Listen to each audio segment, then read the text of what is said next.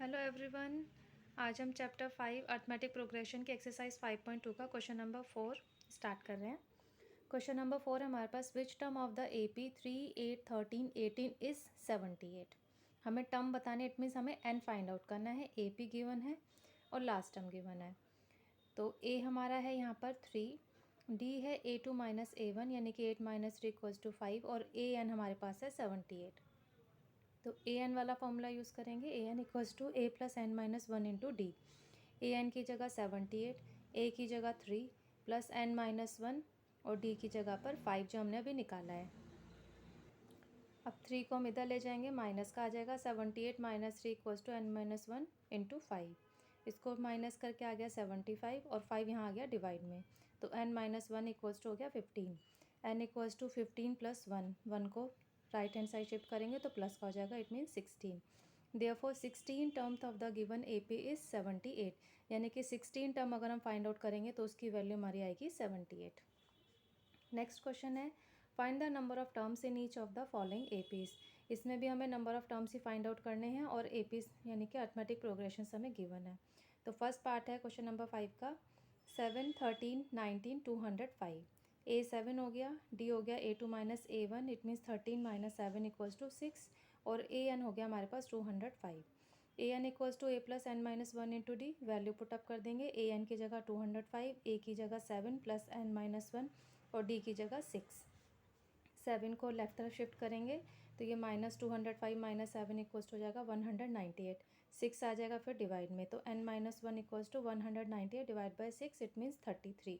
n equals to 33 plus 1, it means 34। Hence this given AP has 34 terms, यानी कि इस AP में जो हमें क्वेश्चन में गिवन है इसके पास 34 टर्म्स है। अब सेकेंड पार्ट है इसका, 18, 15, 1/2, 13 और लास्ट है -47।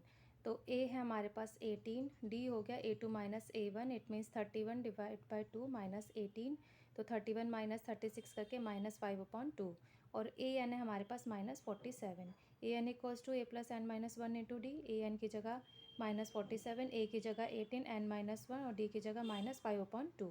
ये इधर चला जाएगा, 18 माइनस का हो गया -47 माइनस 18 माइनस का 65, तो -65 इक्वल्स टू हो गया n minus 1 into -5/2। n minus 1 equals to 2 ऊपर चला जाएगा, 5 नीचे आ जाएगा, -65 इंटू 2/5, माइनस से माइनस कैंसिल, 65 को 5 से डिवाइड करके 13, 13 मल्टीप्लाई टू 26, तो n equals to 26 plus 1, it means 27। Hence this given AP has 27 terms, यानी कि इस AP में हमारे पास टोटल 27 टर्म्स हैं। अब नेक्स्ट क्वेश्चन है, check whether -150 is a term of the AP।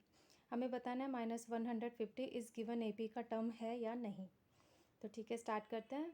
अब इस गिवन AP में क्या है हमारे पास, for the given AP A11, D A2 minus A1, it means 8 minus 11 minus 3।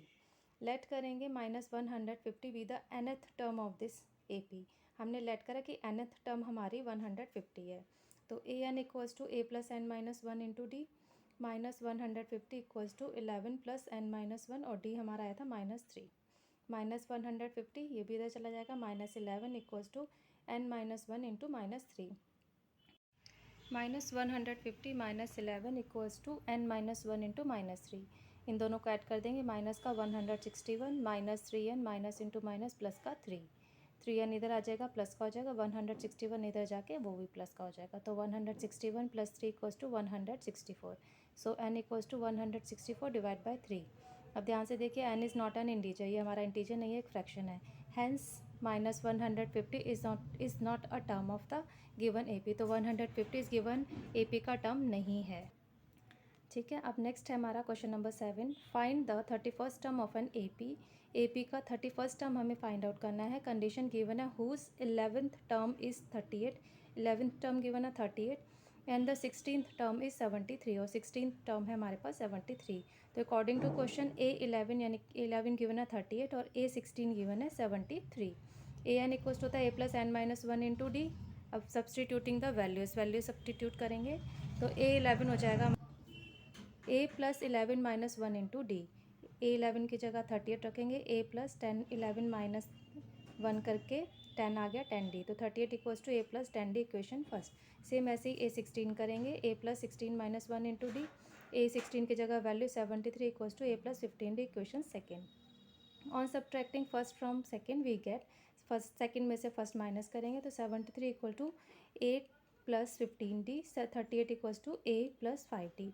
ए से कैंसिल हो जाएगा, सब्ट्रैक्ट करें साइन चेंज हो जाएंगे। 35 इक्वल्स टू 5 डी, तो डी इक्वल्स टू हो गया 35 डिवाइड बाई 5 इक्वल्स टू 7, तो डी की वैल्यू आ गई हमारे पास 7।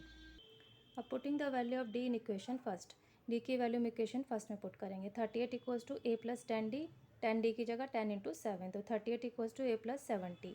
अब ए इधर चला जाएगा तो 30, ये 70 को इधर ले जाएंगे माइनस का हो जाएगा, तो equals to 38 minus 70 equals to minus 32। अब हमें फाइंड आउट करना था 31st टर्म, तो ए 31 इक्वल्स टू जाएगा A plus 31 minus 1 into D.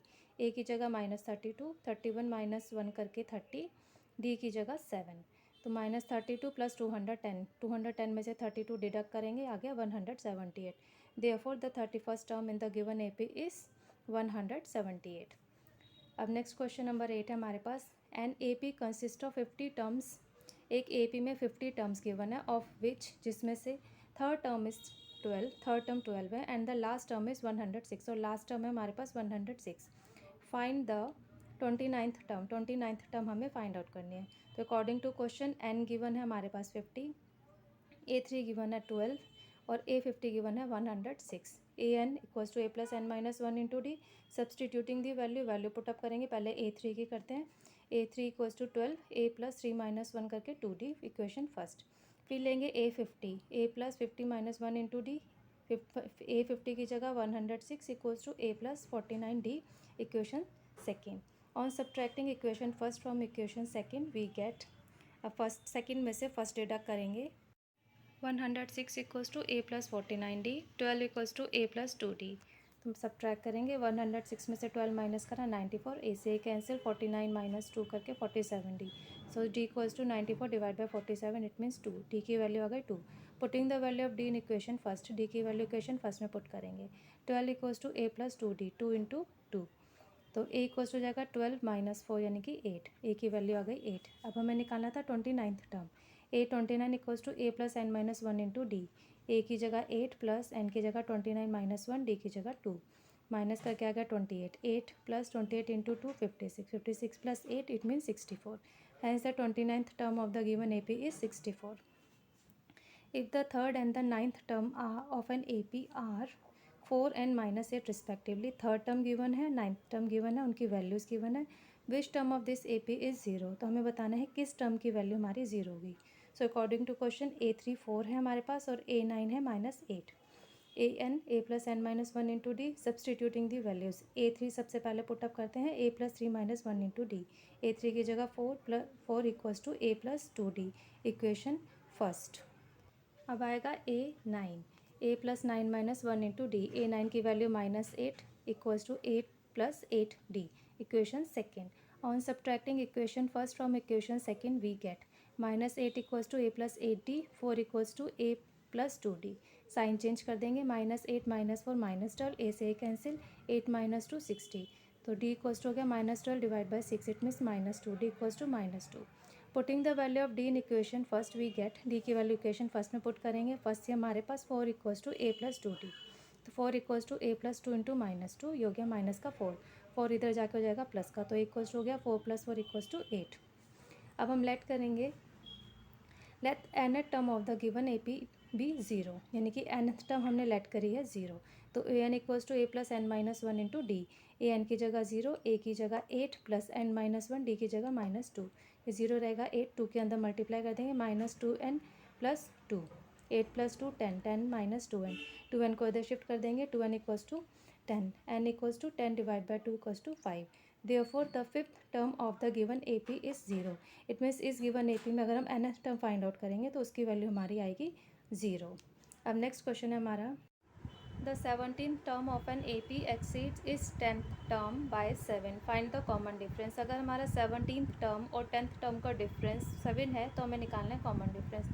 तो according to question A17 minus 8n equals to 7, A N equals to A plus N minus 1 into D होता है, तो A17 फाइंड आउट करेंगे, A plus 17 minus 1 into D, तो A17 हो गया हमारे पास ए plus 16D। Same ऐसे ही A10 इक्वल्स टू हो जाएगा A plus 10 minus 1 into D, A10 equals to A plus 9D। अब 17 की जगह a plus 16d minus a 10 की जगह a plus 9d equals to 7। a plus 16d minus bracket open करेंगे a minus का हो जाएगा और 9d भी माइनस का हो जाएगा इक्वल्स टू 7। a से a cancel 16d minus 9d equals to 7d। तो 7d इक्वल्स टू हमारे पास 7d इक्वल्स टू हो गया 7 डिवाइड बाई 7 इट मीन्स 1। तो hence the common difference is 1। अब नेक्स्ट क्वेश्चन है which term of the A P 3, 15, 27, 39 dash and so on will be 132 more than its 54th term. हमें बताना है कि इस गिवन ए पी में 54th term से 132 अगर हम उसमें ऐड कर देते हैं तो वो हमारी कौन सी टर्म होगी। तो चलिए स्टार्ट करते हैं। ए गिवन है हमारे पास 3, डी गिवन है a2 minus a1 it means 15 minus 3 12। A N equals होता है a plus N minus 1 into D. A 54 find out करेंगे a plus 54 minus 1 into D. A की जगह 3 रखा 54 माइनस 1 53 डी हमारे पास है 12। तो 53 इंटू 12 करके 636 प्लस 3 639। तो रिक्वायर्ड टर्म हो जाएगी हमारे पास 132 प्लस 639 132 मोर देन ए 54। तो दोनों को ऐड करके हमारे पास आ गया 771। Now we need to determine the term of the given AP that is 771. Let n be the let nth term be 771. तो an equals to a plus N minus 1 into D. A N की जगह हम 771 रखेंगे, a की जगह 3 plus N minus 1 D की जगह 12। 3 इधर ले जाएंगे माइनस का हो जाएगा 771 minus 3 equals to N minus 1 into 12। इसको माइनस करके 768 divide by 12 it means n minus 1 equals to हो गया 64। n equals to 64 plus 1 65। Hence the 65 term will be 132 more than 54th term. That's all for today. Hope आपको ये सब अच्छे से समझ में आ गया होगा. If you like this video, please share it, like it and subscribe my channel for watching my latest video. Thank you students. Have a nice day. Bye bye.